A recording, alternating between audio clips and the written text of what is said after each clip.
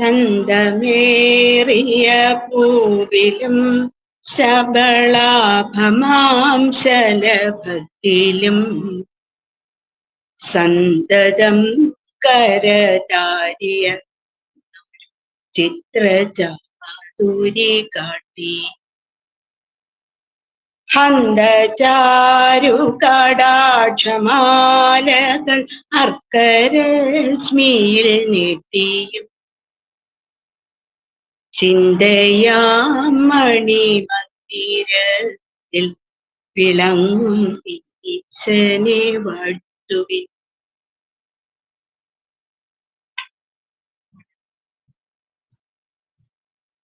ഇന്നത്തെ നമ്മുടെ മീറ്റിംഗിൽ അധ്യക്ഷത വഹിക്കുന്ന ബഹുമാനപ്പെട്ട മിനി ടീച്ചർ, പ്രാർത്ഥന വളരെ മനോഹരമായി ആലപിച്ച രമ ടീച്ചർ, അവതാരികയായിരിക്കുന്ന ഇന്നര ടീച്ചർ, സ്വാഗതം ആശംസിച്ച എൻ്റെ പ്രിയ കൂട്ടുകാരി ഹേന, ഈ യോഗത്തിൽ പങ്കെടുക്കുന്ന എല്ലാ സഹോദരി സഹോദരന്മാരെ, എല്ലാവർക്കും എൻ്റെ വിനീതമായ ഹേനയും മിനി ടീച്ചറും ഒക്കെ പറഞ്ഞത് കേട്ട് ഞാൻ വല്ലാതെ വിഷമിച്ചിരിക്കുകയാണ്. വളരെ പ്രൗഢ ഗംഭീരമായ ഒരു വിഷയമാണ് മിനി ടീച്ചർ എന്നോട് എടുക്കണമെന്ന് ആവശ്യപ്പെട്ടത്.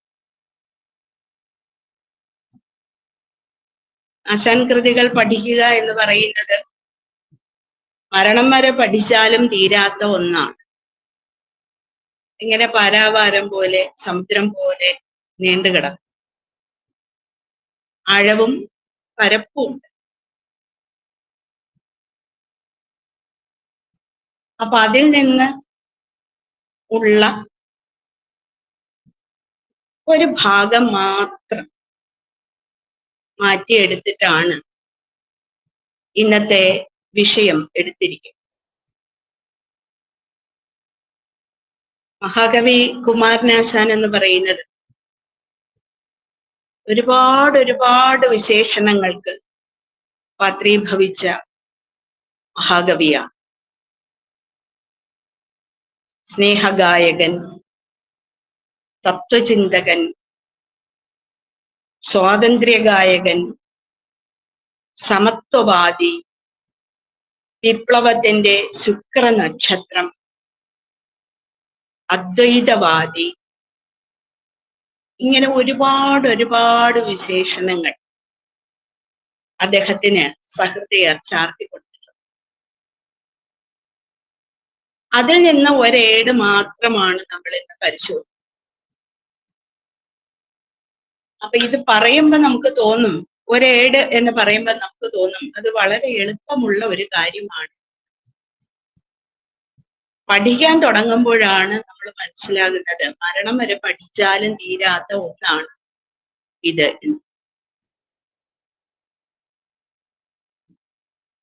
ആശാൻ കൃതികളിലെ തത്വചിന്ത എന്ന വിഷയം കൈകാര്യം ചെയ്യുമ്പോഴും അതിനു മുമ്പ് ആശാൻ എന്ന വ്യക്തിയെക്കുറിച്ചും ആശാൻ എന്ന കവിയെക്കുറിച്ചും അല്പസ്വല്പം നമ്മൾ ആമുഖമായിട്ട് പറയേണ്ടതുണ്ട്. സത്യം പറഞ്ഞാൽ വളരെ പ്രൗഢഗംഭീരമായ ഒരു സദസ്സാണിത്, എനിക്കറിയാം. പക്ഷേ ഒരു പ്രാസംഗിക എന്ന നിലയിൽ അത് പറയാതെ കടന്നു പോകാൻ എനിക്ക് പറ്റുന്നില്ല. മഹാകവി കുമാരനാശാനെ സംബന്ധിച്ചിടത്തോളം അദ്ദേഹം ഒരു മകൻ എന്നുള്ള രീതിയിൽ, ഒരു പൂജാരി എന്നുള്ള രീതിയിൽ, ചിന്നസ്വാമി എന്നുള്ള രീതിയിൽ, ഗുരുവിന്റെ കാൽനഖേന്ദു മരീചികൾ പിന്തുടർന്ന ശിഷ്യൻ എന്നുള്ള രീതിയിൽ, ഒരു പഠിതാവ് എന്നുള്ള രീതിയിൽ, ഒരു നേതാവ് എന്നുള്ള രീതിയിൽ, ഒരു പത്രപ്രവർത്തകൻ എന്നുള്ള രീതിയിൽ, ഒരു പ്രജാസഭാ മെമ്പർ എന്നുള്ള രീതിയിൽ എന്തിന്? ഒരു വ്യവസായി എന്നുള്ള രീതിയിൽ പോലും തൻ്റെതായ വ്യക്തിമുദ്ര പതിപ്പിച്ച ഒരാൾ. അദ്ദേഹത്തിന്റെ ബാല്യം, അച്ഛനും അമ്മയും വളരെ കരുതലോടെ ചിട്ടപ്പെടുത്തിയ ഒരു ബാല്യകാലം അദ്ദേഹത്തിനുണ്ടായി. 18-ാമത്തെ വയസ്സിലാണ് അല്പം സ്തോത്രകൃതികളും അമ്പലത്തിലെ പൂജയും അത്യാവശ്യം പഠനവും ഒക്കെ ആയി നിൽക്കുന്ന ആ സമയത്താണ് കുമാരനാശാൻ ഗുരുദേവനെ കാണുന്നത്. ആദ്യം കാണുമ്പോഴ്, കണ്ടിട്ട് പോകുമ്പോഴ് ഗുരു ചോദിക്കുന്ന ഒരു കാര്യമുണ്ട്, കുമാരു, നമ്മോടൊപ്പം നീ വരുന്നോ?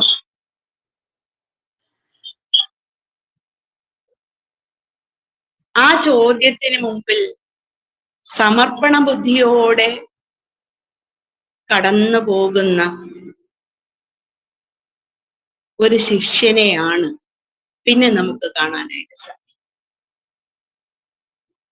ഗുരുവിനെ സംബന്ധിച്ചിടത്തോളം 1888 അരുവിപ്പുറം പ്രതിഷ്ഠ കഴിഞ്ഞു. അപ്പൊ ആ സമയമൊക്കെ ആയപ്പോൾ അദ്ദേഹം ലോകത്തിലേക്ക്, കാട്ടിൽ നിന്ന് നാട്ടിലേക്ക് ഒക്കെ മടങ്ങി വരികയും ജനസാമാന്യത്തിന്റെ ഇടയിലേക്ക് കടന്നു പോവുകയും ഒക്കെ ചെയ്ത ഒരു കാലഘട്ടം. അപ്പൊ ഗുരുവിനൊപ്പം പോകുമ്പോൾ സ്വാഭാവികമായിട്ടും ഹൈന്ദവ വിശ്വാസിയായ ഗുരുദേവന്റെ അന്നത്തെ തപശ്ചര്യയോടും ചിന്താഗതിയോടും ഒക്കെ താല്പര്യമുള്ള ഒരാളിനെ, ഒരു സാധാരണക്കാരനെ പ്രതീക്ഷിക്കാം. പക്ഷെ ഗുരുവിനെ സംബന്ധിച്ചിടത്തോളം ഗുരു തന്നെ പറഞ്ഞിട്ടുണ്ട്, ഞാൻ ഒരു ജാതിയുടെയും ഒരു മതത്തിന്റെയും വക്താവല്ല, ഞാൻ അതിൽ വിശ്വസിക്കുന്നില്ല, മനുഷ്യത്വമാണ് എന്റെ ജാതി എന്ന് പറയുന്നത്. എന്നാലും അദ്വൈത ചിന്താ പദ്ധതിയിൽ വിശ്വസിച്ച ഒരാളാണ് ശ്രീനാരായണ. അതിന് യാതൊരു തർക്കവും. അദ്വൈതം എന്ന് പറയുമ്പോൾ തന്നെ നമുക്കറിയാം രണ്ടില്ല അവിടെ, ഒന്നേ ഉള്ളൂ. ജീവാത്മാവും പരമാത്മാവും രണ്ടും ഒന്ന് തന്നെയാണ്. അല്ലെങ്കിൽ പരമാത്മാവിന്റെ ഒരു നേരിയ കണമാണ് നമ്മുടെയൊക്കെ ഉള്ളിലുള്ളത്. ശരീരത്തിൽ ഒന്നുമില്ലല്ലോ. പഞ്ചഭൂതങ്ങളെ കൊണ്ട് ഉണ്ടാക്കിയിരിക്കുന്ന ഈ ശരീരം യഥാർത്ഥത്തിൽ എപ്പോ വേണമെങ്കിലും പൊലിഞ്ഞു പോകാം.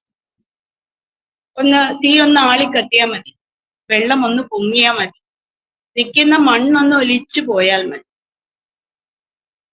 അപ്പോഴൊക്കെ നമ്മൾ ഇല്ലാതായി പോകും. അപ്പൊ ഇത് രണ്ടില്ല, ഒന്നാണ് എന്ന ഒരു സങ്കല്പമാണ് ഗുരുദേവനുണ്ടായത്. ഈ പഠിതാവ് കൂടിയായിരുന്ന കുമാരനാശാന്റെ പ്രതിഭ കണ്ടിട്ട് ഇദ്ദേഹത്തെ ഉപരിപഠനത്തിനായിട്ട് ഡോക്ടർ പൽപ്പുവിന്റെ അടുക്കൽ കൊണ്ടുവിടുകയാണ്. ബാംഗ്ലൂരിലേക്ക് കൊണ്ടുപോകുമ്പോൾ ഈ അദ്വൈത ചിന്താ പദ്ധതിയിൽ അടിയുറച്ചു നിന്ന, ഗുരുവിന്റെ കാൽനഖേന്ദു മരീചികൾ പിന്തുടർന്ന സന്യാസി ശ്രേഷ്ഠനായ ഒരു ഗുരുവിനെ മാത്രം മനസ്സിൽ ധ്യാനിച്ചുകൊണ്ട്, സത്യം പറഞ്ഞാൽ ഒന്നിനോടും പ്രത്യേകം മമതയില്ല എന്ന് തോന്നിക്കത്തക്ക വിധത്തില് കടന്നു പോകുന്ന കുമാരനാശാൻ, ഗുരു അവിടെ നിന്ന് വിട പറഞ്ഞിറങ്ങുമ്പോൾ പൊട്ടിക്കരയുന്ന ഒരു കാഴ്ചയാണ്. അപ്പൊ തീർച്ചയായിട്ടും ഏത് ചിന്താ പദ്ധതിയിൽ വിചാരിച്ചിരുന്ന ആളാണെങ്കിൽ പോലും വികാരത്തിന്, മനസ്സിന്, ആത്മാവിന് ചില പ്രിയതകളുണ്ട്. അത് നമുക്ക് തള്ളിക്കളയാൻ പറ്റുകയില്ല.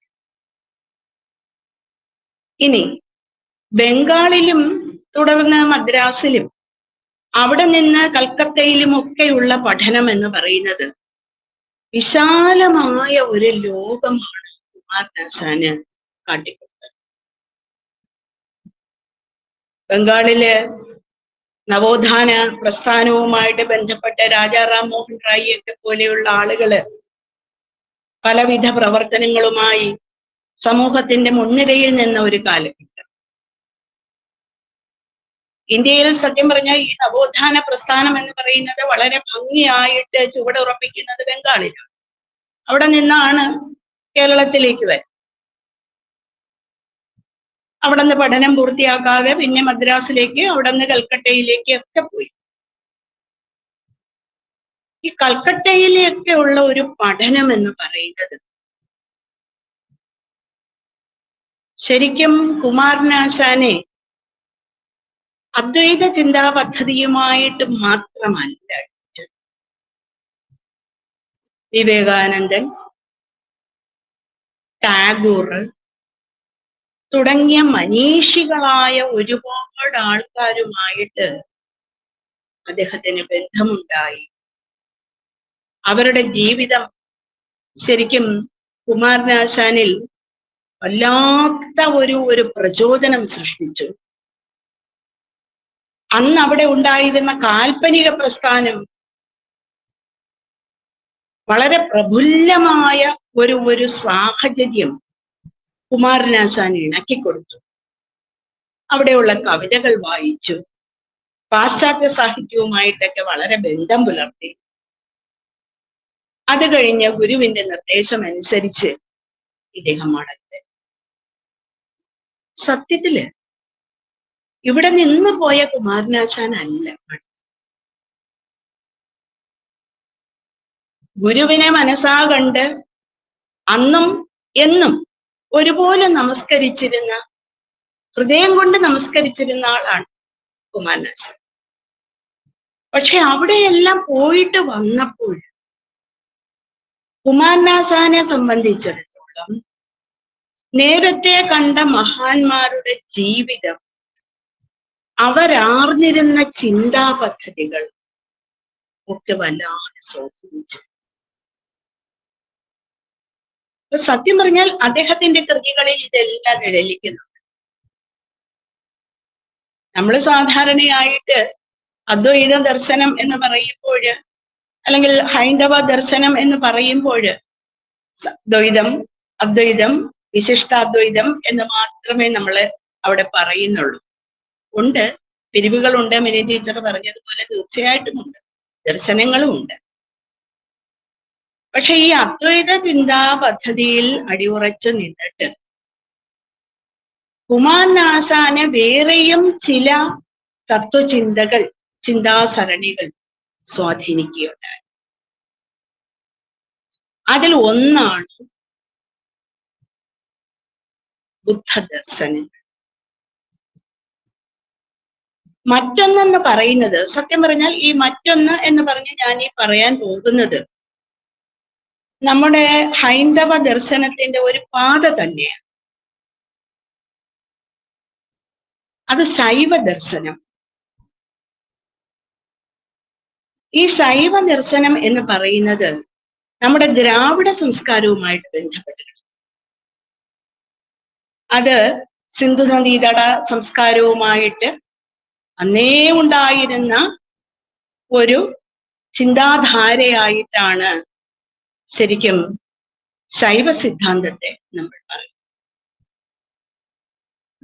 അപ്പൊ ആ ശൈവ സിദ്ധാന്തവുമായിട്ടും കുമാരനാശാൻ വളരെ ബന്ധം പുലർത്തുന്നത് കാണാനായിട്ട് സാധിക്കും. കൃതികളിലെ ഈ മൂന്നും മാറി മാറി മാറി മാറി വരും. അപ്പൊ ശരിക്കും അദ്വൈത ചിന്താ പദ്ധതി വരുന്നുണ്ട്, ബുദ്ധദർശനങ്ങൾ വരുന്നുണ്ട്, ശൈവ സിദ്ധാന്തം വരുന്നു.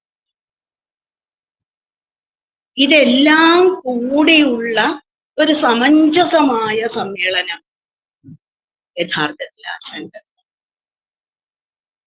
തത്വചിന്ത എന്ന് നമ്മൾ പറയുമ്പോൾ തത്വം എന്ന വാക്ക് തന്നെ വരുന്നത് തത്വം, അത്, നീ എന്നുള്ള അവസ്ഥ. പരമാത്മാവ്, ജീവാത്മാവ് എന്ന് നമുക്ക് സാധാരണയായിട്ട് പറയാൻ പറ്റുന്ന ഒരവസ്ഥ. പക്ഷെ ആശാനെ സംബന്ധിച്ചിടത്തോളം ഈ തത്വചിന്ത എന്ന് പറയുന്നത്, അഥവാ തത്വം എന്ന് പറയുന്നത്, അത് ജീവാത്മാവും പരമാത്മാവും മാത്രം ഉൾപ്പെട്ടതല്ല, സർവചരാചരങ്ങളും ഉൾപ്പെട്ടതാണ്, ചരവും അചരവുമായിട്ട് ഉൾപ്പെട്ടതാണ്. അദ്ദേഹത്തിന്റെ മതം എന്ന് പറയുന്നത് സത്യം പറഞ്ഞാൽ സ്നേഹം, അടിസ്ഥാനപരമായിട്ട് സ്നേഹം. ഇപ്പോ ഗുരുവിന്റെ ദർശനം എന്ന് പറയുന്ന നമ്മൾ പറയുന്നു, സാധാരണയായിട്ട് പറയുന്നു അത് അനുകമ്പയാണ്, അല്ലെ? നമ്മൾ പറയുന്നു അരുളൻപനുകമ്പ മൂന്നിനും പൊരുളൊന്നാണതു ജീവതാരകം, അരുളുള്ളവനാണു ദേവി എന്നൊരു വിട്ടിടുകയിനവാക്ഷരി. ഒരു പറഞ്ഞത് ഈ അരുളിന്റെ, അൻപിന്റെ, അനുകമ്പയുടെ മറ്റൊരു രൂപമാണ് യഥാർത്ഥത്തിൽ സ്നേഹം എന്ന് പറയുന്നത്. അപ്പൊ ഗുരുവിന്റെ കാൽപാദങ്ങൾ, ആ കാലടി നോക്കി നടന്ന് പോയ ആ ശിഷ്യൻ യഥാർത്ഥത്തിൽ ഗുരുവിന്റെ ആത്മാവില് അന്തർലീനമായി കിടക്കുന്ന ആ അനുകമ്പയുടെ, അലിവിന്റെ ആ പൊരുൾ നന്നായിട്ട് മനസ്സിലാക്കി. അതുകൊണ്ടാണ് അദ്ദേഹം വേറെ എന്തെല്ലാം വിശേഷണങ്ങൾ ഉണ്ട് എങ്കിൽ പോലും അദ്ദേഹം സ്നേഹഗായകൻ എന്ന് നമ്മളെല്ലാം എഴുതി വാഴ്ത്തി പാടും.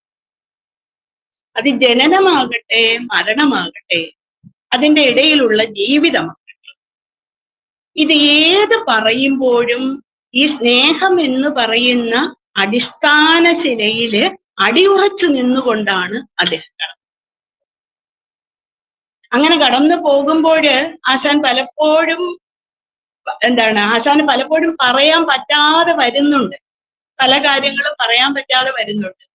അപ്പോഴൊക്കെ ആശാൻ പറയുന്നു, തന്നതില്ല പരനുള്ളു കാട്ടുവാൻ ഒന്നുമേ നരനുപായമീശ്വരൻ, എന്നു ഭാഷയിതപൂർണമിങ്ങഹോ വന്നുപോം പിഴയും അർദ്ധശങ്കയാ. എന്റെ പ്രിയപ്പെട്ട സഹോദരങ്ങൾ, എനിക്കും പറയാനുള്ളതാണ്, ഈ തത്വചിന്ത എന്ന് പറയുന്ന ഈ ഗഹനമായ ഈ വിഷയത്തിലൂടെ കടന്നു പോകുമ്പോൾ അവിടെയും ഇവിടെയും ഒക്കെ വായിച്ച് മനസ്സിലാക്കിയ ചില പൊട്ടുപൊടികളാണ് എൻ്റെ ഉള്ളിലുള്ളത്. ആ ഉള്ളത് പോലും അത് വളരെ കുറവാണ്, ഒന്നുമില്ല എന്ന് വേണമെങ്കിൽ പറയാം. എവിടെയോ തെറിച്ചു കിടക്കുന്ന ഒരു കണം, അതാണ് ഉള്ളിൽ കിടക്കുന്നത്. പക്ഷെ ആ കണമുണ്ടല്ലോ, നിങ്ങളുടെ മുമ്പില് തുറന്നു കാണിക്കുവാനായിട്ട് തന്നതില്ല പരനുള്ളു കാട്ടുവാനൊന്നുമേ നരനുപായം ഈശ്വരൻ. ഒരു ഉപായവും കിട്ടുന്നില്ല. ഞാൻ പറയുകയാണെങ്കിലോ, ഇന്ന് ഭാഷയിത പൂർണ്ണമിങ്ങഹോ വന്നുപോം പിഴയും അർദ്ധശങ്കയാ. കണ്ടോ, തത്വചിന്ത പറയാനായിട്ട് നമ്മൾ എടുക്കുമ്പോൾ ആശാന്റെ വരികൾ തന്നെയാണ് നമുക്ക് അതിന് ഉപകരിക്കുന്നത്. ഇനി ആശാന്റെ കൃതികളിലൂടെ നമ്മൾ കടന്നു പോകുമ്പോൾ ഈ തത്വചിന്തയുടെ ആവിഷ്കരണം, അല്ലെങ്കിൽ ജനനത്തെക്കുറിച്ച്, മരണത്തെക്കുറിച്ച്, അഥവാ ജീവാത്മാവിനെ കുറിച്ച്, പരമാത്മാവിനെ കുറിച്ച്, ജനനത്തിനും മരണത്തിനും ഇടയിലുള്ള ജീവിതത്തെക്കുറിച്ച് ഒക്കെ കവി എന്താണ് പറയുന്നത് എന്നാണ് നമുക്ക് ഇനി നോക്കാൻ.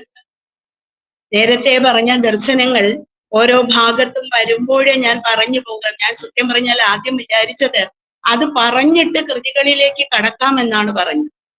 പക്ഷെ ഞാൻ നോക്കിയിട്ട് ഒരു കാരണവശാലും ഈ പറഞ്ഞ സമയത്തിനുള്ളിൽ അത് തീർക്കാൻ പറ്റുകയില്ല. അതുപോലെ അതങ്ങനെ പരന്നു കിടക്കുകയാണ്. നമ്മൾ അജ്ഞാനികളായതുകൊണ്ട് അത് പറഞ്ഞു ഫലിപ്പിക്കാൻ കൂടുതൽ നേരം എടുക്കേണ്ടി വരും. അപ്പൊ ഏതായാലും നേരെ ഞാൻ കൃതികളിലേക്ക് കടക്കുകയാണ്. അപ്പൊ ഈ ചിന്താപരത എന്ന് പറയുന്നത് എപ്പോഴാണ് കടന്നു വരുന്നത്? നമ്മൾ എപ്പോഴെങ്കിലും അത് ആലോചിച്ചിട്ടുണ്ട്? നമ്മൾ ചിന്തിക്കുന്നത് അല്ലെങ്കിൽ തത്വചിന്തകളെ കൂട്ടിനെ നമ്മൾ എപ്പോഴാണ് പിടിക്കുന്നത്? സുഖത്തിന്റെ ആധിക്യത്തിലോ സന്തോഷത്തിന്റെ ആധിക്യത്തിലോ ഒന്നും നമ്മൾ ഈ ചിന്താപരത നമ്മളിലേക്ക് കടന്നു വരികയില്ല. എപ്പോഴാണ് കടന്നു വരുന്നത് എന്ന് ചോദിച്ചാല് നമുക്ക് പറയാം, നമ്മൾ വിഷമിക്കുമ്പോൾ, നമ്മൾ ആധി പിടിക്കുമ്പോഴാണ്, നമ്മുടെ ഉള്ളം എന്ന് പറയുന്നത് വല്ലാതെ നീറുമ്പോഴാണ്, നൊന്ത് പിടയുമ്പോഴാണ്, അപ്പോഴാണ് നമ്മൾ ജീവിതത്തിൽ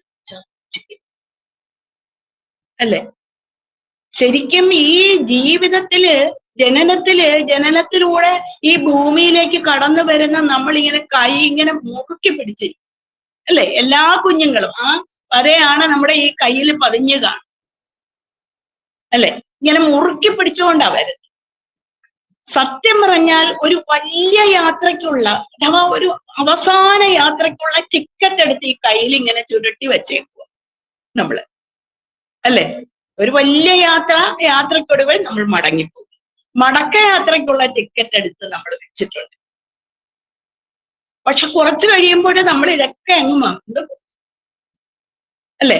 അതിൻ്റെ ഇടയിൽ ഓരോന്നൊക്കെ തട്ടിയെടുക്കാനും വെട്ടിപ്പിടിക്കാനും തട്ടിപ്പറിക്കാനും ഒക്കെ ഉള്ള ശ്രമങ്ങളാണ് നമ്മൾ നടത്തുന്നത്. ചിലതൊക്കെ നമ്മൾ നേടിയെന്ന് അഹങ്കരിക്കുകയും ചെയ്യും. ഏറ്റവും അവസാനം നമ്മൾ എങ്ങനെ കൈവച്ചുകൊണ്ട് പോകും? ഈ ചുരുട്ടിപ്പിടിച്ച കൈയുണ്ടല്ലോ, നമ്മൾ നേരെ അഥവാ നമ്മൾ നിവർത്തിയില്ലെങ്കിൽ നമ്മളെ ശുശ്രൂഷിക്കുന്ന ആൾക്കാര് ഏറ്റവും അവസാനം കൈ ഇങ്ങനെ നിവർത്തി ഇങ്ങനെ വെച്ചിരിക്കും. ഈ കയ്യിലോ ഇതാണ് യഥാർത്ഥത്തിൽ ആശാൻ പറയുന്നത്. ജീവിതം എന്ന് പറയുന്നത് ക്ഷണികം.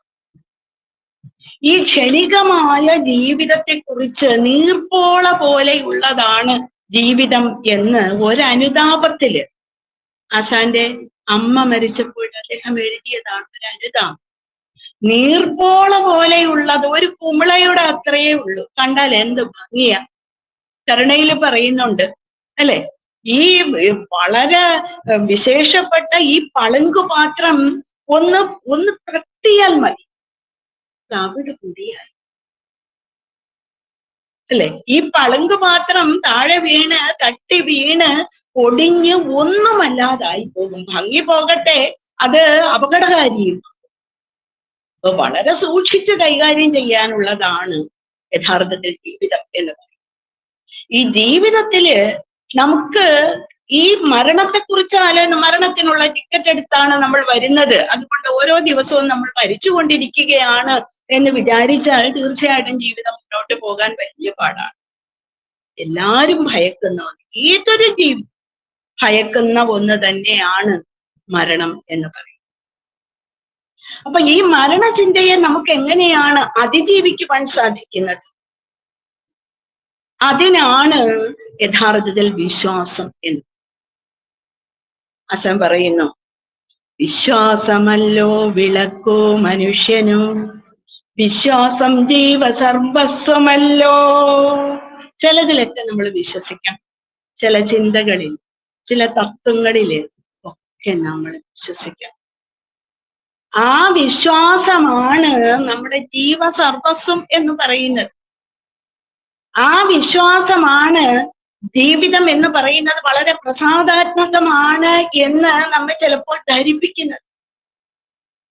ഒടുങ്ങാനുള്ളതാണ് എങ്കിലും ഇടയ്ക്കുള്ള വഴികളില് നമ്മുടേതായ വ്യക്തിമുദ്ര പതിപ്പിക്കേണ്ടതാണ് ജീവിതം എന്ന് നമുക്ക് മനസ്സിലാക്കിച്ച് തരുന്നത് വിശ്വാസങ്ങളാണ്. ആ വിശ്വാസനിഷ്ഠമായ ഒരു ജീവിതത്തിന്റെ അടിത്തറ എന്ന് പറയുന്നതാണ് തത്വചിന്ത. അപ്പൊ നമ്മുടെ അച്ഛനമ്മമാര് അല്ലെങ്കിൽ നമ്മുടെ ഗുരുക്കന്മാര് എന്തൊക്കെയാണോ നമ്മെ പഠിപ്പിച്ച ആ കാര്യങ്ങള്,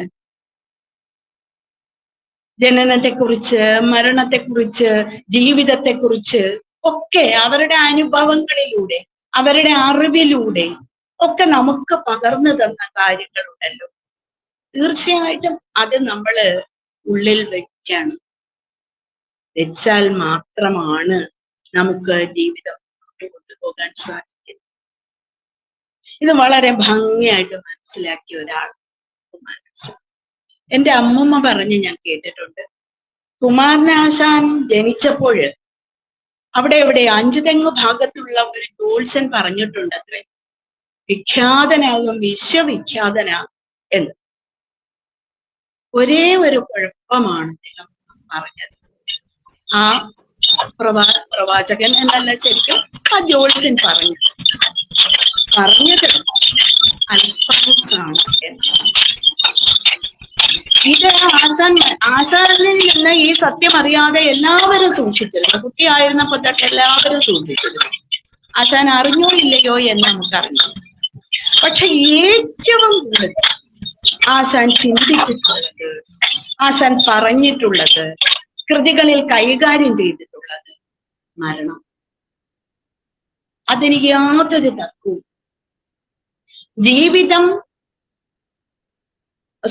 ജനനം, മരണം, ഇവയ്ക്കിടയിലുള്ള ജീവിതം, ഇത് തന്നെയായിരുന്നു ആശാന്റെ വിഷയം.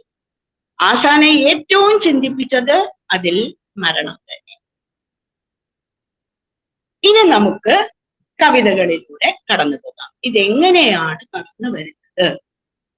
കുമാരനാശാന്റെ ആദ്യ കൃതിയായ വീണപൂവുണ്ടല്ലോ. ഈ വീണപൂവ് ആശാൻ രചിക്കുന്നത് പാലക്കാട്ട് അത്യാസന്ന നിലയില് ഗുരു വിഷൂചിക പിടിപെട്ട് കിടന്ന ആ സമയത്താണ്.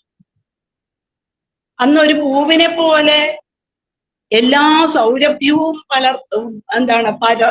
പകർന്നു കൊടുത്തുകൊണ്ട്, അന്യജീവൻ ഉതകി സ്വജീവിതം ധന്യമാക്കിക്കൊണ്ട്, അപരന്റെ സുഖമാണ് എന്റെ സുഖമെന്ന് പറഞ്ഞുകൊണ്ട് ജീവിച്ച ആളാണ് ശ്രീനാരായണ ഗുരുദേവൻ.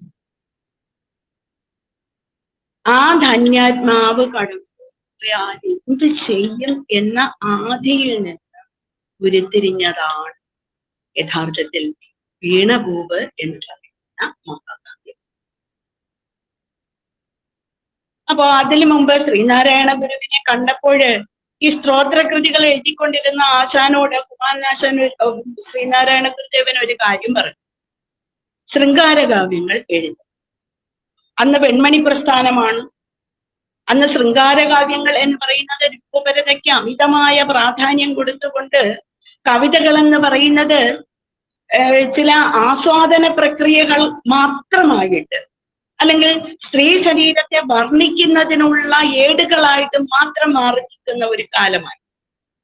രൂപനിഷ്ഠമായ ഒരു കാലഘട്ടം, ശരീരനിഷ്ഠമായ ഒരു കാലഘട്ടം. അതിൽ പ്രധാന കഥാപാത്രം സ്ത്രീയുമാണ്. അപ്പൊ ഇത്തരത്തിലുള്ള കവിതകൾ എഴുതരുതെന്നാണ് ആശാൻ പറഞ്ഞത്. ആശാൻ ബംഗാളിൽ പോയപ്പോഴാകട്ടെ ഈ കാൽപ്പനിക പ്രസ്ഥാനം എന്ന് പറയുന്നത് യഥാർത്ഥത്തിൽ ജീവിതത്തെക്കുറിച്ച്, ജനനത്തെക്കുറിച്ച്, മരണത്തെക്കുറിച്ച്, സ്വാതന്ത്ര്യത്തെക്കുറിച്ച്, സമത്വത്തെക്കുറിച്ച്, ജനാധിപത്യത്തെക്കുറിച്ച് ഒക്കെ ഉൾക്കാഴ്ചയുള്ള ഒന്നായി. അവിടെ ചെന്നപ്പോൾ ആശാൻ ചെയ്ത ഒരു കാര്യമുണ്ട്. ഗുരുവിന്റെ ഈ ഉപദേശം ഈ നവോത്ഥാന പ്രസ്ഥാനവുമായിട്ട് ബന്ധപ്പെട്ട് നിന്നുകൊണ്ട്, ഈ കാൽപ്പനിക പ്രസ്ഥാനവുമായിട്ട് ബന്ധപ്പെട്ട് നിന്നുകൊണ്ട് ഒരു വലിയ രാസപരിണാമത്തിന് വിധേയമാക്കുകയാണ്. ഉപരിപ്ലവമായ ശൃംഗാരം ആശാൻ എഴുതുന്നില്ല. എഴുതുന്നത് ഊതിക്കാച്ചി എടുത്ത പൊന്നു പോലെയുള്ള ശൃംഗാരം. ശരീരനിഷ്ഠമല്ല. അതാണ് ആശാൻ പറയുന്നു, മാംസനിബദ്ധമല്ല രാഗം. മാംസനിബദ്ധമല്ല യഥാർത്ഥത്തിൽ രാഗം. അന്നോളമുള്ള ആ ഒരു കാഴ്ചപ്പാടിനെ പാടെ മാറ്റിക്കളഞ്ഞ ഒരു ചിന്താഗതിയുമായിട്ടാണ്. ചുരുക്കത്തിൽ നമുക്ക് പറയാം, അതാണ് ആശാന്റെ ചിന്താഗതി. അതായിരുന്നു ആശാന്റെ തത്വചിന്ത എന്ന് പറയുന്നത്. സ്നേഹം എന്ന് പറയുന്നത് സ്ഥിര സൗഹൃദമാന്തരാത്മികം, സ്നേഹം എന്ന് പറയുന്നത് ആന്തരാത്മികമാണ്. അങ്ങനെയുള്ള കഥകളാണ് എഴുതേണ്ടത്. അപ്പൊ ജീവിതം എന്ന് പറയുന്നത് ആവിഷ്കരിക്കുവാനായിട്ട് എന്താണ്, കരിഞ്ഞും അലിഞ്ഞും മണ്ണോട് ചേരുവാൻ ഒരുങ്ങുന്ന ഒരു പൂവിനെ എടുത്തുകൊണ്ട് ആശാൻ കൊണ്ടുവരികയാണ്. ആ പൂവ് എങ്ങനെയായിരുന്നു? ആ പൂവിന്റെ ജനനം അതെല്ലാം ഒരു ശിശുവിന്റെ ജനനം പോലെ, ശിശുവിന്റെ ലീലകൾ പോലെ ആശാൻ പറയും. അപ്പൊ അങ്ങനെ മനോഹരമായ ഒരു പൂവിനെ എടുത്തു കൊണ്ടുവന്നിട്ട് അതിലേക്ക് ഒരു ജീവിതം ആവിഷ്കരിക്കുന്നു. ആ ജീവിതം ഒരു സ്ത്രീയുടേതാണ് എന്ന് സങ്കല്പിക്കുന്നു. അതിലൊരു വലിയ തത്വം പറഞ്ഞുകൊണ്ടാണ് ആശാൻ തുടങ്ങുന്നത്. ശ്രീഭൂവിലസ്ഥിര അസംശയം, ശ്രീഭൂവിലസ്ഥിര അസംശയം. കണ്ടോ?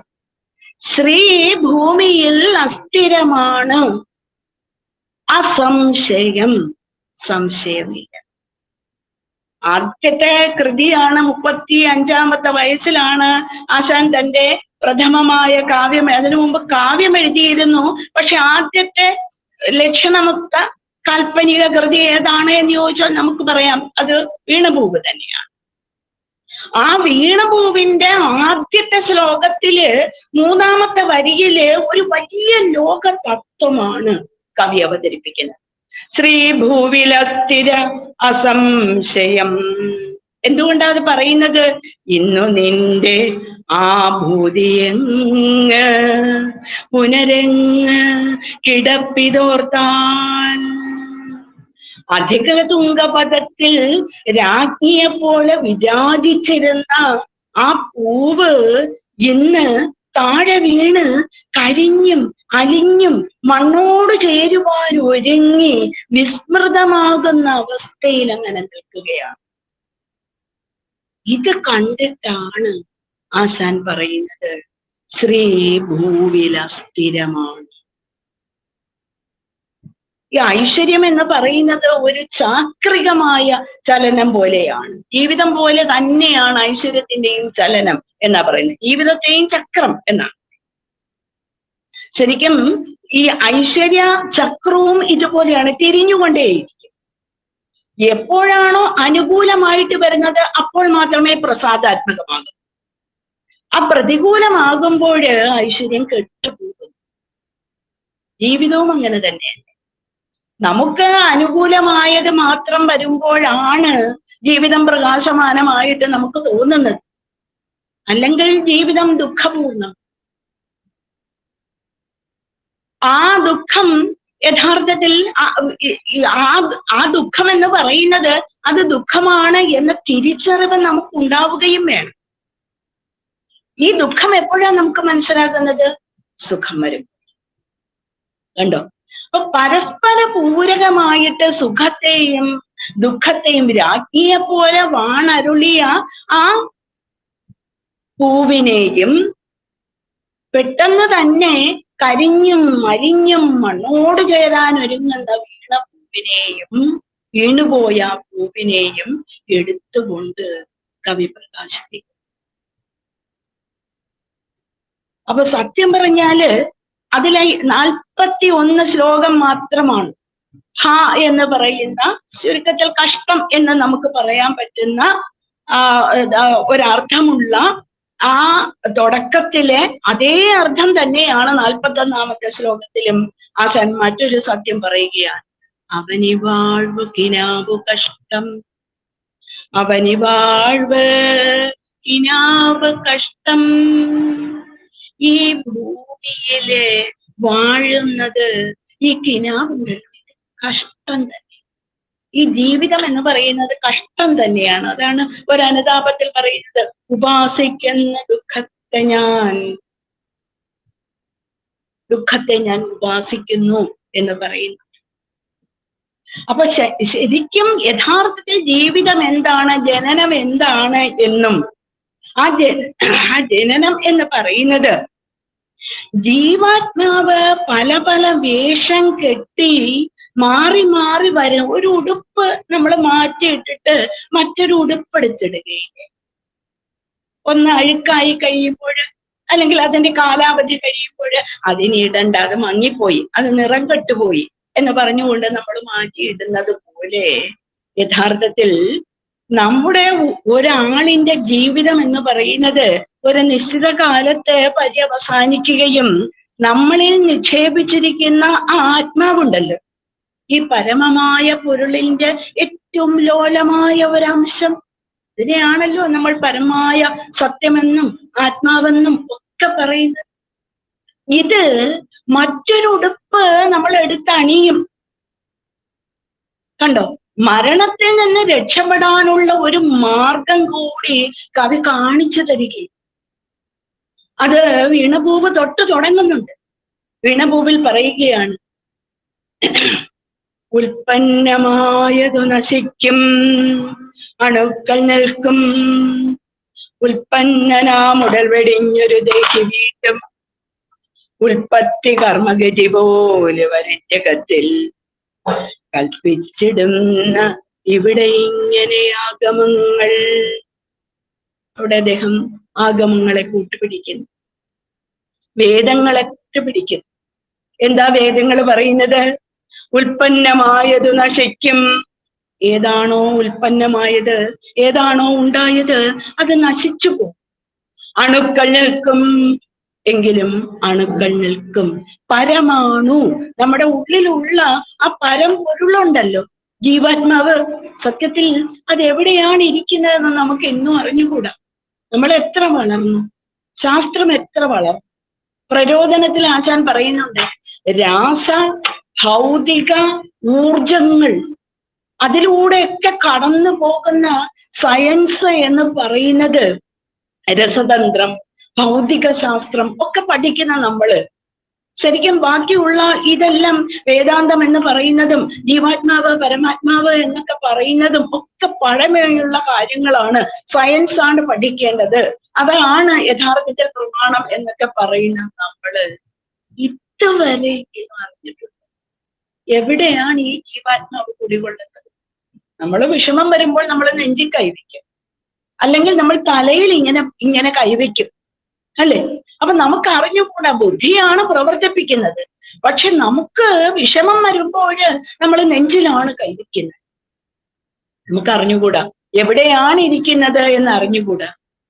ശരിക്കും വേദം 4 പറയുന്നത് ഈ ഭ്രൂമധ്യത്തിലാണ് യഥാർത്ഥത്തിൽ ആത്മാവ് കുടികൊള്ളുന്നത് എന്ന് ഒരു വാദമുണ്ട്. അതിൽ പലരും അത് ശരിയായിട്ട് പറയുന്നുമുണ്ട്. നമ്മുടെ 2 പുരുകക്കൊടികളുടെ നടുക്കുള്ള ഒരു സ്ഥലം, അതെന്ന് പറയുന്നത് മഹാമർമ്മസ്ഥാനമായിട്ടാണ് നമ്മൾ പറയുന്നത്. നമ്മൾ എന്ത് ചെയ്യും? സാധാരണയായിട്ട് അവിടെയൊക്കെ അടച്ച് വെക്കുകയാണ് ചെയ്യുന്നത്.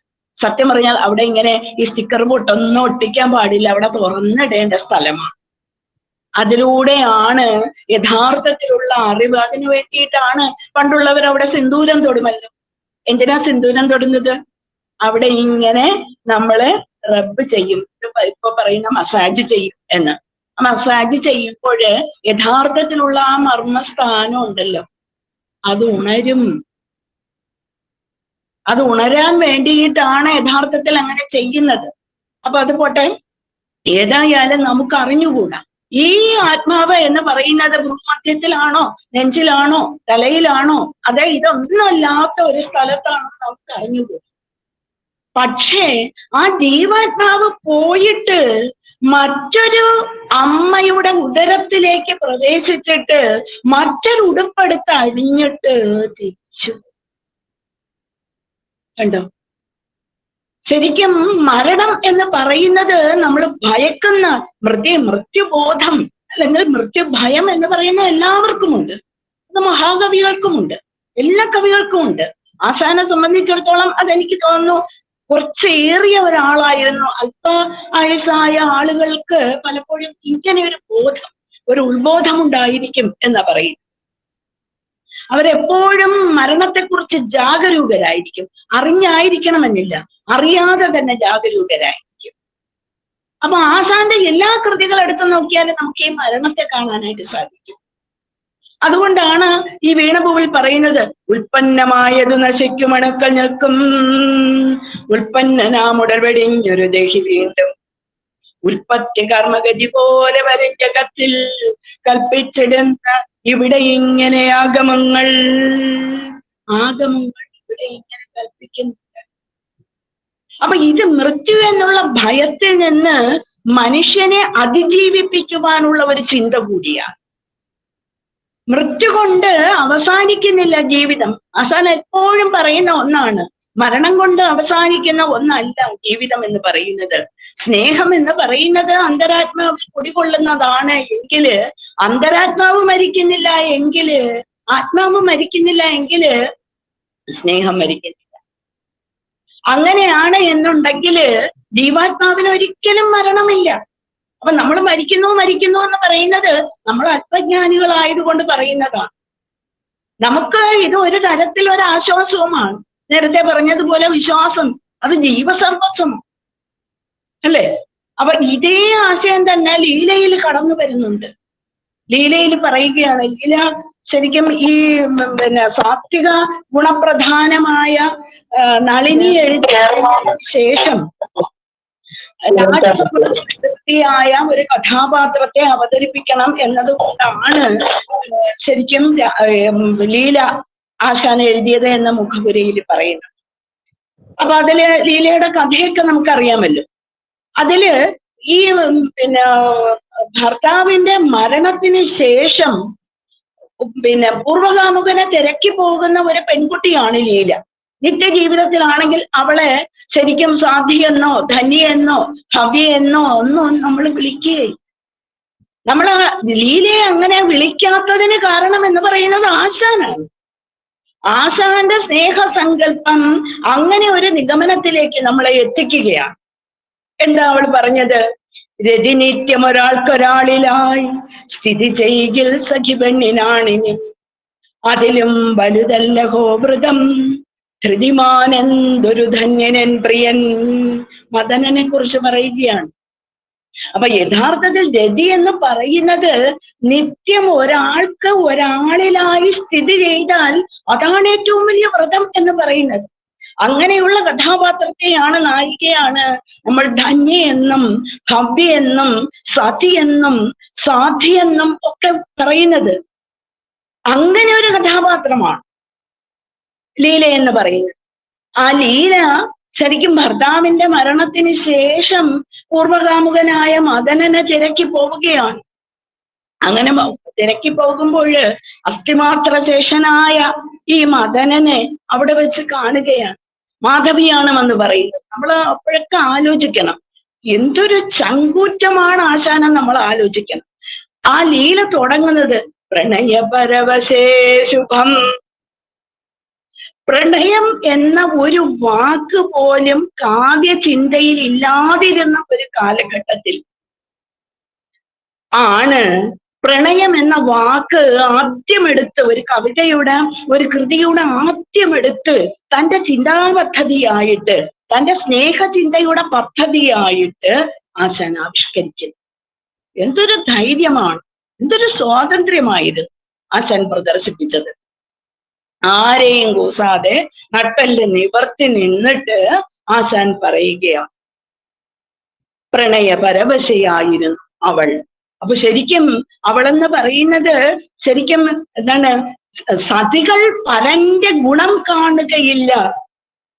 അവള് ഒരാളിന്റെ ഗുണം മാത്രമേ കണ്ടിരുന്നുള്ളൂ.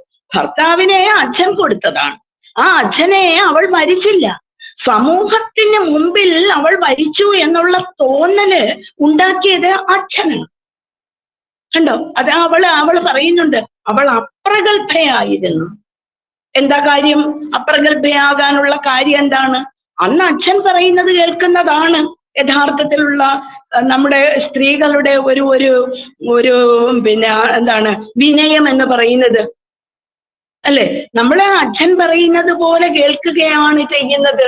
ശരിക്കും എന്താണ്, അച്ഛൻ പറയുന്നത് പോലെയും അമ്മ പറയുന്നത് പോലെയും ലോകര് പറയുന്നത് പോലെയും ഒക്കെ കേൾക്കുകയും അതിനനുസരിച്ച് പ്രവർത്തിക്കുകയും ചെയ്യുന്ന ഒരു ആളായിരുന്നു അന്ന് ഞാൻ. പക്ഷേ തന്റെ ഭർത്താവിന്റെ മരണശേഷം താൻ പ്രഗത്ഭയായി തീർന്നു. പ്രഗത്ഭയായി തീർന്നപ്പോഴാണ് അവൾ ഭർത്താവിനെ തിരക്കി പോകുന്നത്. അസ്ഥിമാത്ര ശേഷനായിട്ട് ലീല ലീല എന്ന് ആമന്ത്രണം ചെയ്തുകൊണ്ട് നടക്കുന്ന ആ മനുഷ്യനെ കണ്ടിട്ട് ഒരമ്മ ഒരു കുഞ്ഞിനെ എന്ന പോലെ എങ്ങനെയാണോ സമീപിക്കുന്നത് അത്ര പരിശുദ്ധമായ മാനസത്തോടു കൂടി അവൾ ചെല്ലുകയാണ്. അവിടെ ശരിക്കും അത്ര എന്താണ് പരിശുദ്ധമായ മാനസത്തോടുകൂടി വികലമനസ്കനായ ഒരു മനുഷ്യനെ കണ്ടിട്ട് ആ വികലമനസ്കനായ ആ മദനന്റെ പിന്നെ വൈകല്യമുണ്ടല്ലോ, ഭ്രാന്തുണ്ടല്ലോ, ഒരു സമയം അകലുന്നത്. ഇതാണ് സ്നേഹത്തിന്റെ ശക്തി എന്ന് പറയുന്നത്. കണ്ടോ, ആശാൻ കൊണ്ടുവരുന്ന സ്നേഹം എന്ന് പറയുന്ന ഈ സിദ്ധാന്തത്തിന്റെ ശക്തി എന്ന് പറയുന്നത് അതാണ്. അവൾക്ക് ഒരു ഒരു ഒരു ഒരു ഒരു സമയം അയാൾക്ക് ഈ ഭ്രമം അകന്നതുപോലെ തോന്നി. അവളിങ്ങനെ അണച്ചു നിർത്തി, അവൾ തലോടി, അവൾ ഉമ്മ വെച്ചു. എന്നിട്ട് അല്പം ഒന്ന് ചിന്തിച്ചു കഴിഞ്ഞപ്പോൾ ഇത് പരസ്യമാണെന്നുള്ള ചിന്ത ഒരുപക്ഷെ വന്നിരിക്കാം. ലീലയെ വിവാഹം കഴിച്ചു എന്നതിലൂടെ ആണല്ലോ അയാൾ വികലമനസ്കനായി മാറിയത്. അയാൾ പോവുകയാണ്. കുതിച്ചു പായുന്ന രേവാ നദിയെ ലക്ഷ്യമാക്കി പായുന്ന അയാളെ അനുധാവനം ചെയ്തുകൊണ്ട് ലീല പോകുന്നു. ആ ഒരു കൊള്ളിമീൻ പോലെ രേവയിലേക്ക് മദനനു പിന്നാലെ ലീലയിൽ കുതിച്ചു ചാടും. അപ്പോഴ് ദീനദീനം കരയുകയാണ് നമ്മുടെ മാധവി സഖി. പ്രണയപരവശേ ശുഭം എന്ന് പറഞ്ഞ മാധവി കരയുകയാണ്. അവിടെ നിന്ന് ദീനദീനം കരയുകയാണ്. ഞാനിനി എന്ത് ചെയ്യും എന്ന് പറഞ്ഞുകൊണ്ട് കരയുകയാണ്.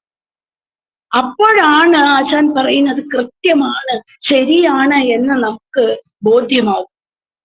അവിടെ നിന്ന് ആ രേവാ നദിയിൽ നിന്ന് ഒരു യുവപുംസ ചിഹ്നം, അതീവ ശക്താംഗരായ നനഞ്ഞ 2 പേര്, അതീവ തേജസ്വികളായ ചെറുപ്പക്കാരായ ഒരു സ്ത്രീയും ഒരു പുരുഷനും പൊങ്ങി വരുന്നു.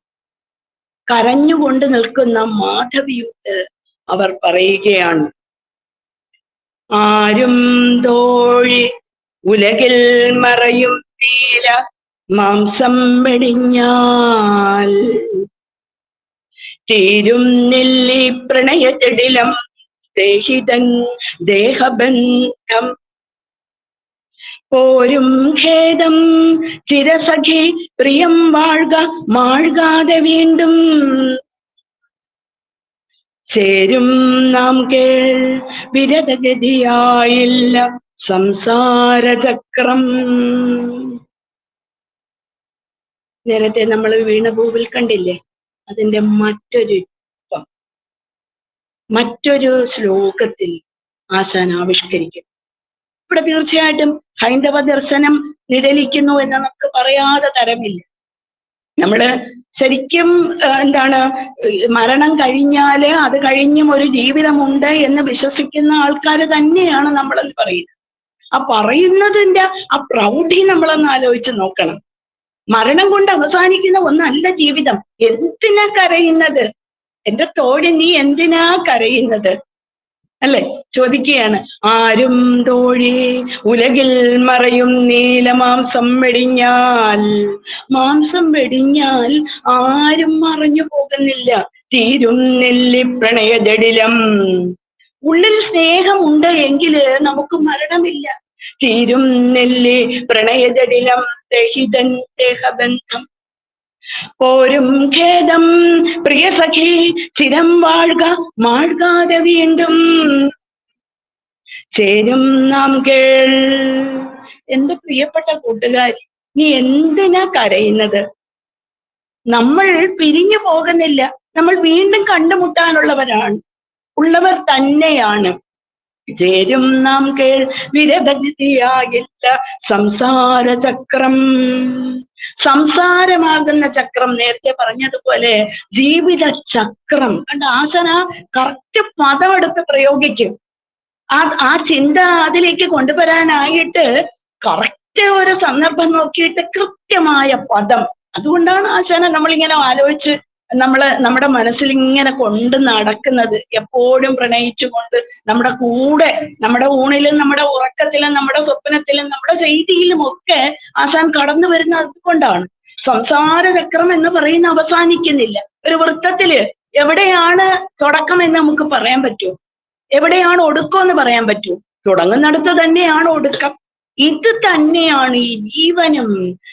പിന്നെ ജീവൻ എന്ന് പറയുന്നത് ജനനത്തിലൂടെ മരണത്തിലൂടെ ഇങ്ങനെ മാറി മാറി വന്നുകൊണ്ടേയിരിക്കുന്നു. ഒന്നുകൊണ്ടും നമ്മൾ കരയേണ്ട കാര്യമില്ല എന്ന് പറയും. പ്രരോദനത്തിലാണ് യഥാർത്ഥത്തില് ഈ മരണത്തെക്കുറിച്ച് വളരെ വിശാലമായ ഒരു വീക്ഷണം. അതില് യഥാർത്ഥത്തിൽ മരണാനന്തരമുള്ള ഒരു ജീവിതം, ഈ പുനർജന്മ വിശ്വാസം എന്ന് പറയുന്നത് ഹൈന്ദവ ദർശനം മാത്രമല്ല കേട്ടോ, അത് ബുദ്ധമതക്കാർക്കും കൂടിയുള്ളതാണ്. ബുദ്ധമതക്കാരും പറയുന്നുണ്ട് ശരിക്കും ഈ പുനർജന്മ വിശ്വാസം. ശ്രീബുദ്ധ ചരിത്രത്തില് ബുദ്ധന്റെ മുൻകാല ചരിതത്തെക്കുറിച്ച്, മുൻകാല ജന്മങ്ങളെ കുറിച്ച്, യശോധരയുടെ മുൻകാല ജന്മങ്ങളെ കുറിച്ച് ഒക്കെ പറയുന്നുണ്ട്. അപ്പൊ ശരിക്കും ഇത് പിന്നെ ബൗദ്ധ ദർശനത്തിലും ഉള്ളതാണ്. അപ്പൊ ഈ ഒരു ദർശനം, ജീവിതം എന്ന് പറയുന്നത് വിഷമിക്കാനുള്ളതല്ല, അതിലുപരി ജീവിതം എന്ന് പറയുന്ന ഒരു സാധനയാണ്. അന്യജീവനുതകി സ്വജീവിതം ധന്യമാക്കും അമലേ വിവേകികൾ നളിനിയിൽ പറയുന്നതാണ് അല്ലെ. എത്ര എന്താണ് സ്നേഹത്തെക്കുറിച്ച് ഇത്ര ഉദാത്തമായ ഒരു ചിന്താഗതി അല്ലെ. ശരിക്കും സ്നേഹം എന്ന് പറയുന്നത് യഥാർത്ഥത്തിലുള്ള പ്രിയത എന്ന് പറയുന്ന അന്തരാത്മാവിലാണ് കുടികൊള്ളുന്നത് എന്ന് വളരെ ഭംഗിയായിട്ട് മനസ്സിലാക്കിച്ചു തരുന്ന ഒരു കൃതിയാണ് നളിനി എന്ന് പറയുന്നത്. അപ്പൊ ആ പിന്നെ എന്താണ് ജീവിതരതിക്ക് അനുസരിച്ച് ജീവിക്കുന്ന നളിനി തന്റെ ജീവിതം സഫലമാക്കുവാനായിട്ട്, തന്റെ ജീവിതേശനെ കണ്ടുപിടിക്കുവാനായിട്ട് തിരഞ്ഞെടുക്കുന്ന മാർഗം സന്യാസമാണ് എന്നത് കൂടി നമ്മൾ ആലോചിക്കണം. സന്യാസവൃത്തി യഥാർത്ഥത്തിൽ തെരഞ്ഞെടുത്ത് മുൻപേ തന്നെ കടന്നു പോയ ആളാണ് ദിവാകരൻ. ആ ദിവാകരൻ ഇങ്ങനെ കടന്നു പോകുമ്പോൾ ശരിക്കും അവനെ തിരക്കി ഇറങ്ങുന്ന ഈ നളിനി എന്ന് പറയുന്ന നളിനിയുടെ ചിന്താഗതിയെ കുറിച്ച് വളരെ സൂക്ഷ്മമായ ഒരു അപഗ്രഥനം, ഒരു ചിന്ത പറയുന്നുണ്ട്. എന്താണ്? പാരിലിഷ്ടജനരൂപമൊരുവാൻ നാരിമാർക്കു നയനം സുസൂക്ഷ്മമാം. പാരിലിഷ്ടജനരൂപം ഒരുവാൻ. ദിവാകരനെ കണ്ടപ്പോൾ നളിനി മനസ്സിലാക്കി, പക്ഷെ ദിവാകരന് മനസ്സിലാകത്തില്ല. നളിനി മനസ്സിലാക്കി എന്താണ്? അവളുടെ ഇഷ്ടജനമാണ്. നാരിമാർക്ക് അങ്ങനെ ഒരു കഴിവ് കൊടുത്തിട്ടുണ്ട്. അവിടെ ഒരു വലിയൊരു, നേരത്തെ പറഞ്ഞില്ലേ, ശൈവ ദർശനം. ആ ശൈവ ദർശനം എന്ന് പറയുന്നത് ഈ ശൈവ സിദ്ധാന്തം അനുസരിച്ച് ഈ പിന്നെ ശിഷ്യന്മാരെ ജ്ഞാനികളാക്കാനായിട്ട് ഗുരുക്കന്മാർക്ക് പല പല ദീക്ഷകളും. നമ്മളെ സംബന്ധിച്ചിടത്തോളം, ഇപ്പൊ ഹൈന്ദവരെ സംബന്ധിച്ചിടത്തോളം ഈ പെട്ടെന്ന് ദീക്ഷ കൈക്കൊള്ളുക എന്ന് പറയുന്നത് അത്ര എളുപ്പമുള്ളൊരു കാര്യം. ദീർഘകാലത്തെ ബ്രഹ്മചര്യവും തപസ്സും സാധനയും ജപവും ഒക്കെ യോഗവും ഒക്കെ അതിനാവശ്യമാണ്. പക്ഷെ ശൈവ സിദ്ധാന്തം അനുസരിച്ചാണെങ്കിൽ ഈ നമ്മുടെ ഗുരുവിന് ഒരൊറ്റ നോട്ടം കൊണ്ട് ചിലപ്പോൾ ശിഷ്യനെ ജ്ഞാനിയാക്കാനായിട്ട് സാധിക്കും. ഈ ശൈവ ദർശനം യഥാർത്ഥത്തിൽ ആശാന്റെ ചിന്താധാരയില്ല. അതിന് ഈ ശൈവ ദർശനത്തില് ഈ എന്താണ് ദൃഷ്ടിദീക്ഷയും സ്പർശദീക്ഷയും വളരെ പ്രകടമായിട്ട് ഈ നളിനിയില് ആശാൻ കൊണ്ടുവരും. ഇതൊരു വലിയ ഒരു കണ്ടെത്തലാണ് കേട്ടോ. എന്റെ പിന്നെ ഗുരുനാഥനായിരുന്ന ഡോക്ടർ ടി ഭാസ്കരൻ സാറാണ് യഥാർത്ഥത്തിൽ ഇതിനെക്കുറിച്ച്, ഇങ്ങനെ ഒരു ധാരയെക്കുറിച്ച് ഉള്ള ഒരു ധാരണ അല്പമൊക്കെ നമുക്ക് തന്നിട്ടുള്ളത്. അന്നൊന്നും നമുക്ക് മനസ്സിലാക്കിയില്ലായിരുന്നു. അപ്പൊ ഇതില് ശരിക്കും ഈ ദിവാകരനെ നോക്കി നിൽക്കുന്ന പിന്നെ ദിവാകരനാണെന്ന് മനസ്സിലായി. പിന്നെ എന്റെ ഏക ധനമാണ്, ജീവനങ്ങ്, എന്റെ ഭോഗം, എന്റെ മോക്ഷം എല്ലാം അതാണ് എന്ന് പറഞ്ഞുകൊണ്ട് തിരിച്ചു പോകുന്നു ദിവാകരൻ. പിന്നെ സ്നേഹമാമഖില സാരമൊഴിയിൽ സ്നേഹസാരമിഹ സത്യമേകമാ എന്നുള്ള സത്യം പറയുന്നു. മോഹിപ്പിക്കുന്ന ഭുവന സംഘം ഞാൻ വെടിഞ്ഞത് യഥാർത്ഥത്തിൽ ഈ ഒരാളിനോടുള്ള സ്നേഹം, ആ ഒരു സ്നേഹം ഉണ്ടാകരുത് എന്ന് കരുതിയാണ്. എല്ലാവരെയും ഒരുപോലെ സ്നേഹിക്കാൻ വേണ്ടിയിട്ടാണ് ഞാൻ ഈ ഭുവന സംഘം വെടിഞ്ഞത് എന്നൊക്കെ പറയുമ്പോൾ ശരിക്കും ദിവാകരന്റെ കരോജ്വലാനനം, കരങ്ങള്, അവന്റെ മുഖം, ദിവ്യദീപ്തി ചിതറിയിടും ആ മുഖം, ദിവ്യദീപ്തി ചിതറുന്ന ആ മുഖം അവളിങ്ങനെ നോക്കുന്നത്. സത്യം പറഞ്ഞാൽ അപ്പോൾ അവൾ ജ്ഞാനിയായി. അപ്പോഴേ ഈ മഹാവാക്യ തത്വം എന്താണ്, ഇവളിങ്ങനെ കാലിൽ വീണ് കരയുന്നു, പിന്നെ ഇത് പോകൽ ഞാൻ ഇല്ല എന്ന് പറയുന്നു, എന്നെ സന്യാസിനിയായിട്ടെങ്കിലും സ്വീകരിക്കണം എന്ന് പറയുന്നു. അപ്പൊ ഒക്കെ പറയുന്ന ആ സമയത്ത് ഇദ്ദേഹം പറയുന്നു, ഞാൻ മഹാവാക്യാപ്ത സത്യനവിയോഗമാം സുഖം പ്രാപ്തമാം സഖിരഹസ്യമോതുവൻ എന്ന് പറഞ്ഞുകൊണ്ട് മഹാവാക്യത്വം തത്വമസി പറഞ്ഞു കൊടുക്കുന്നു. ആ തത്വമസി പറഞ്ഞു കൊടുത്തപ്പോഴ് ഇവൾക്കുണ്ടാകുന്ന ഒരു ഭാവമാറ്റമുണ്ട്. സാരുഹാസ, അവൾ അല്പമൊന്ന് ചിരിക്കുന്നുണ്ട്, ധാരധാരയായിട്ട് കണ്ണീരൊഴുക്കുന്നുണ്ട്. പങ്കഹീന ഘനനാദഹൃഷ്ടമാം പൊൻകടമ്പിനുടെ കൊമ്പുപോലവൾ ഇങ്ങനെ ഭയങ്കരമായിട്ട് വിറയ്ക്കാണ് അവള്. അങ്ങനെ വിറയ്ക്കുന്ന അവളിൽ നിന്നാണ്, നമ്മൾ ഓർക്കണം, അവളിൽ നിന്ന് ഓം ഇതി ശ്രുതി നിഗൂഢവൈഖരി ഉണ്ടാകും. അപ്പൊ സത്യം പറഞ്ഞാൽ ദിവാകരന്റെ നോട്ടത്തിലൂടെ ജ്ഞാനിയാകുന്ന അവള് ശരിക്കും അവര് തങ്ങളിലുള്ള ആ ഒരു സംയോഗമുണ്ടല്ലോ, ശാന്തവീതി അതിൽ വീതി പോലെ സംക്രാന്ത ഹസ്തമുട ചേർന്ന തങ്ങളിൽ കാന്തനാഥമുട് നാദമെന്ന പോൽ കാന്തിയോടപരകാന്തി പോലെയും. ആ സമയത്ത്, ലയിച്ച സമയത്ത് സ്പർശദീക്ഷയാല് ആണ് അവൾക്ക് മോക്ഷം പ്രാപിക്കാനായിട്ട് സാധിച്ചത്. ഹൈന്ദവ ചിന്ത അനുസരിച്ചാണെങ്കിൽ അവൾ യോഗത്തിലൂടെയാണ് മരണം പിടിയത്. ശൈവ സിദ്ധാന്തം അനുസരിച്ചാണെങ്കിൽ ശരിക്കും ഗുരു പകർന്നു കൊടുത്ത ആ വിദ്യയിലൂടെയാണ്, ദൃഷ്ടിദീക്ഷയിലൂടെ, സ്പർശദീക്ഷയിലൂടെയാണ് അവൾ യഥാർത്ഥത്തിൽ മരണം കൈവരിക്കുന്നത്.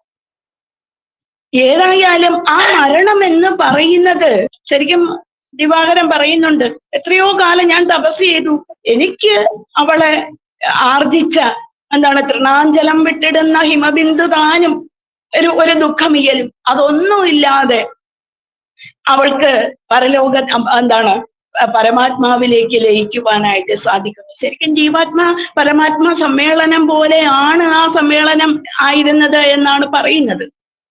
ആ ഒരു തിരിച്ചറിവുണ്ടല്ലോ, അപ്പൊ അത് അമൃതം കൈവരിച്ചു അവൾ. യോഗസിദ്ധി കൊണ്ടോ ശൈവ സിദ്ധാന്തം അനുസരിച്ചോ അവൾ അമൃതം കൈവരിച്ചു. ആ കൈവരിക്കുന്ന അമൃതമുണ്ടല്ലോ, ശരിക്കും അതുകൊണ്ടാണ് മരണം മധുരീകരിക്കുന്നവൾ എന്നത്.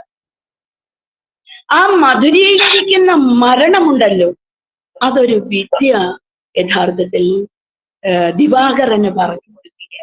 ദിവാകരൻ പറയുന്നുണ്ട്, ശരിക്കും നിന്നെപ്പോലെ ഒരു ശിഷ്യയെ ഈ മഞ്ഞില് വിദ്യ വെളിവായ നാളിൽ ഒരിക്കൽ പോലും ഒരു ഗുരുവിനും കിട്ടിക്കാണും. ഇപ്പൊ നിന്നിൽ നിന്ന് ഞാനൊരു പാഠം പഠിക്കുക. എന്താ പാഠം? ശരിക്കും സന്യാസവൃത്തി എന്ന് പറയുന്നത് ഈ നാട് ഉപേക്ഷിച്ച്, ഈ ലോകരെ ഉപേക്ഷിച്ച്, അവരുടെ പ്രശ്നങ്ങൾ ഉപേക്ഷിച്ച് കാട്ടിൽ പോയി താമസിക്കാനല്ല, നാട്ടിലേക്ക് മടങ്ങി വരലാണ്. എങ്ങനെ? ലോകക്ഷേമ തൽപരനാണ്. ഈ ഒരു സിദ്ധാന്തം എന്ന് പറയുന്നത് ഗുരുവിൻ്റെതാണ്. ഗുരുവിന്റെ അദ്വൈത സിദ്ധാന്തം എന്ന് പറയുന്നത് ശരിക്കും ഞാനും നീയും ഞങ്ങളിലുള്ളത് ഒരേ പരമാത്മാവിന്റെ കണികകളാണ് എന്നത് മാത്രമല്ല. എന്താണ് നമ്മള് അദ്വൈതത്തിൽ പറയുന്നത് പരമാത്മാവിന്റെ ജീവഗണം എന്നിലുണ്ട് എന്ന് പറയുന്നതിന് ഗുരു ഒന്ന് പൂരിപ്പിക്കുന്നുണ്ട്.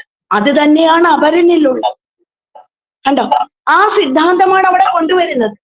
ആ അപരനിലുള്ള ആ സിദ്ധാന്തം, അപരനിലുള്ള ആ ഒന്നിനെ യഥാർത്ഥത്തില് എന്താണ് ജീവസുറ്റതാക്കി മാറ്റുക. എന്നിലും പരമാത്മാവിന്റെ കണിക എന്നിലുണ്ട് എങ്കില് എന്നിലുള്ളത് തന്നെയാണ് നിന്നിലുള്ളത്. അപ്പൊ നിനക്കും കൂടി സുഖമുണ്ടാകുന്നതാണ് ഞാൻ ചെയ്യേണ്ടത്. അപ്പോൾ അപരന് വേണ്ടി ഈ എന്താണ് സന്യാസ ജീവിതം ഉപേക്ഷിച്ച് മടങ്ങി വരലാണ് യഥാർത്ഥ അദ്വൈതം, യഥാർത്ഥ ശൈവ സിദ്ധാന്തം. ശിവൻ അങ്ങനെയാണ് ചെയ്തത്. അതാലോചിച്ച് നോക്കൂ. വടുവായി നടന്ന ശിവൻ, നളിനിയിൽ നമുക്കത് കാണാനായിട്ട് സാധിക്കും. ശിവൻ വടുവായി നടന്ന ശിവൻ ശരിക്കും പിന്നെ ഇതെല്ലാം ഉപേക്ഷിച്ച് ഗൃഹസ്ഥാശ്രമത്തിലേക്ക് നടന്നു വരുന്നതാണ് നമുക്ക് കാണാൻ സാധിക്കുന്നത്. നളിനിയിൽ അതല്ല, ലോകക്ഷേമ തൽപരനായിട്ട് സന്യാസിയായിട്ട് ജീവിക്കാൻ സാധിക്കും ഗുരുവിനെ പോലെ. കണ്ടോ? അപ്പൊ ഇങ്ങനെയുള്ള സിദ്ധാന്തങ്ങളെല്ലാം ശരിക്കും പറയാതെ പറയുന്നുണ്ട് കൃതിയിൽ. ഇതല്ലാതെ ഒരുപാട് ലോകതത്വങ്ങളും പറയുന്നുണ്ട്. ശരിക്കും എന്താണ് കരുണയിൽ പറയുന്നത് പോലെ, ഹാ സുഖങ്ങൾ വെറും ജാലം ആരറിവോ നിയതിതൻ പൊങ്ങുന്നതും താനേതാണ് പോവതും. അതുപോലെ ദുഃഖമാണ് മനുഷ്യരെ എന്താണ് വിജ്ഞരാക്കുന്നത്. വിശ്വസനം സുഖികളെ വിജ്ഞരാക്കുന്നു. ഇങ്ങനെയൊക്കെ പറയുന്നുണ്ട്. സ്നേഹത്തെ കുറിച്ചാണെങ്കിൽ എത്ര പറഞ്ഞാലും സമയം അതിക്രമിച്ചത് കൊണ്ട് തീർച്ചയായിട്ടും ഞാൻ നിർത്തുകയാണ്. ആശാൻ പറഞ്ഞത്, സ്നേഹത്തെ കുറിച്ച് പറഞ്ഞത്, സ്നേഹിക്ക ഉണ്ണീ നീ നിന്നെ ദ്രോഹിക്കുന്ന ജനത്തെയും ദ്രോഹം ദേശത്തെ നീക്കിടാ സ്നേഹം നീക്കിടുമോർക്ക നീ എന്നും. സ്നേഹം നരകത്തിൻ ദീപിൽ സ്വർഗഗേഹം ക്വണിയും പടുത്തും. ഇനി സ്നേഹം താൻ ജീവിതം ശ്രീമൻ സ്നേഹവ്യാഹതി തന്നെ മരണം. എത്ര ഉദാരമായ, എപ്പോഴും നമുക്കടുത്ത് പ്രകാശിപ്പിക്കാൻ കഴിയുന്ന ചിന്താശകലങ്ങളാണ് ജീവിതത്തെക്കുറിച്ച്, സ്നേഹത്തെക്കുറിച്ച് ഒക്കെ ഈ കുമാരനാശാൻ മഹാകവി നമ്മളെ നെഞ്ചോട് ചേർത്ത് നമ്മുടെ മനസ്സിൽ കുടിയിരുത്തി, ഗുരുവിനൊപ്പം തന്നെ കുടിയിരുത്തിയിരിക്കുന്ന ഈ കുമാരനാശാൻ നമുക്ക് പറഞ്ഞു തന്നിട്ടുള്ളത്. തീർച്ചയായിട്ടും ഞാൻ എവിടെയും എത്തിയില്ല എന്നെനിക്കറിയാം. എന്നാലും ആശാൻ പറഞ്ഞതുപോലെ ഇങ്ങനെ കടന്നു പോകുമ്പോഴാണ് ലോലമാം ക്ഷണമേ വേണ്ടു ബോധമുള്ളിൽ ജനിപ്പാനും മലണയ്ക്കും തമസ്സാകെ കെട്ടുപോകാനും. ആശാൻ പറഞ്ഞതാണ്. അപ്പൊ ഇങ്ങനെ കടന്നു പോകുമ്പോഴാണ്, ആ ലോലമായ ക്ഷണത്തിന്റെ ഇടയിലാണ്, ഇതൊരു ബൗദ്ധ ദർശനമാണ് കേട്ടോ. ആ ബൗദ്ധ ദർശനമാണ് യഥാർത്ഥത്തിൽ കരുണയില് അദ്ദേഹം പ്രായോഗിക തലത്തിൽ കൊണ്ടുപോകുന്നത്. ആ ബൗദ്ധ ദർശനമാണ് യഥാർത്ഥത്തിൽ കരുണയാണ് പാരനാരിയായ അവൾക്ക് പോലും തുഷിത സ്വർഗം എന്ന് പറയുന്ന സ്വർഗം പ്രദാനം ചെയ്യും. അപ്പൊ ശരിക്കും ഒരു അനുരാഗത്തിന്റെ, പരമപവിത്രമായ അനുരാഗത്തിന്റെ ഒരു കണികയെങ്കിലും ഉണ്ടെങ്കിൽ തീർച്ചയായിട്ടും മൃതിയെ നമുക്ക് ജയിക്കുവാൻ സാധിക്കും. മനുഷ്യരെല്ലാവരും അങ്ങനെയുള്ള സ്നേഹം എന്ന് പറയുന്നത് ഉള്ളിൽ കുടിയിരുത്തി തന്നെയാണ് കടന്നു പോകേണ്ടത്. സത്യം ശ്വസിച്ചുകൊണ്ട്, സമത്വം കണ്ടുകൊണ്ട്, സ്നേഹസത്ത് നുകർന്നുകൊണ്ട് ഈ ധര സ്വർഗമായി തീരണമെന്ന് ആഗ്രഹിച്ച ഒരാൾ കൂടിയാണ് കുമാരനാശാൻ. അതിനു വേണ്ടിയിട്ടാണ് ഈ ചിന്താസരണികളെ, ഈ ശ്ലോകങ്ങളെ, ഈ ഈരടികളെ ഒക്കെ കവിതയിലേക്ക് ആവിഷ്കരിച്ചു കൊണ്ടുവന്നത്. ശരിക്കും എങ്ങും എത്തിയില്ല. സീതയൊന്നും നമ്മൾ എങ്ങും എത്താതെ ഇങ്ങനെ നിൽക്കുകയാണ്. ശരിക്കും സമയം അതിക്രമിച്ചത് കൊണ്ട് ഞാൻ നിർത്തുകയാണ്. തീർച്ചയായിട്ടും ഇത് എങ്ങും എത്തിയില്ല എന്ന് എനിക്കറിയാം. എനിക്ക് അതിൻ്റെ ഒരു പരിമിതി ഞാൻ മനസ്സിലാക്കുന്നു. പക്ഷെ ഇതിന്റെ ഇടയിൽ കൂടുതൽ കാര്യങ്ങളിലേക്ക് പോകാൻ നിർവാഹമില്ലാത്തത് കൊണ്ട് ഞാൻ നിർത്തുകയാണ്. എന്നെ ഇത്രയും നേരം കേട്ടുകൊണ്ടിരുന്ന എല്ലാവർക്കും ഹൃദയത്തിന്റെ ഭാഷയില് ആശാൻ പറഞ്ഞ ആ സ്നേഹ സിദ്ധാന്തത്തിന്റെ, ആ സ്നേഹം എന്ന് പറയുന്ന തത്വചിന്തയുടെ ആ ഭാഷയില് ഞാൻ നന്ദി പറയുന്നു. നന്ദി, നമസ്കാരം. നന്ദി ടീച്ചർ.